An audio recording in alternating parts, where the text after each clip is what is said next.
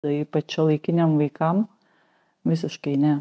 Jos visiškai, sakykime, tos auklėjimo priemonės, kurios buvo taikomos mano mamos ir tos pačios priemonės visiškai neveikia dabar. Visiškai neveikia, jos suveikia priešingai. Net mano vaikai man yra pasakę, mama, kam tu taip darai, tai neveiks. Jeigu tu taip sakysi mum, tai neveiks. Jie patys, nes mes ganėtinai atvirai bendravom su vaikais ir tikrai labai gražus bendravimas buvo, nes aš visada jų klausydavausi ir girdėdavau.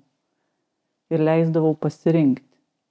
Ypatingai vaikinukui, jis visada turėjo pasirinkimo teisę. Vat irgi šita žinios pas mane iš rytų atėjo. Čia konkrečiai vaikinukui ar apskritai vaikam? Vaikinukui. Mergaitai paskui irgi taip pat to pačiu principu dariau, kada reikėjo pasirinkti pomėgius ar ten, sakykime, būrelius kažkokius. Niekada nebuvo prievartos.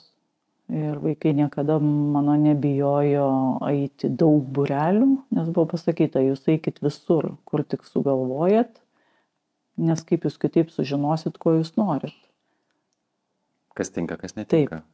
Ir va tos pasirinkų, arba, sakykime, jeigu būdavo situacija, kada staigiai reikėdavo nuspręsti kažkokį sprendimą padaryti, kad ir berniukui ar ne, tai aš niekada neduodavau konkretaus atsakymo, kad tu būtinai turi daryti taip. Ne.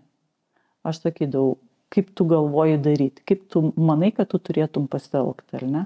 Jisai man pasako, kaip jisai galvoja, kad turėtų situacijai pasielgti ir aš jam sakau, o aš galvoju, sakau kitaip. Kodėl? Todėl, kad jeigu tu pasielgsi va taip, tai rezultatas bus toks ir toks. Jeigu tu pasielgsi taip, rezultatas bus toks ir toks. Rinkis, kuriuo keliu eini. Ir visada būdavo gerai. Man atrodo, vieną dieną pasakysi, tu dabar jau pakankamai suaugęs, kad klausyt žmonos, ne?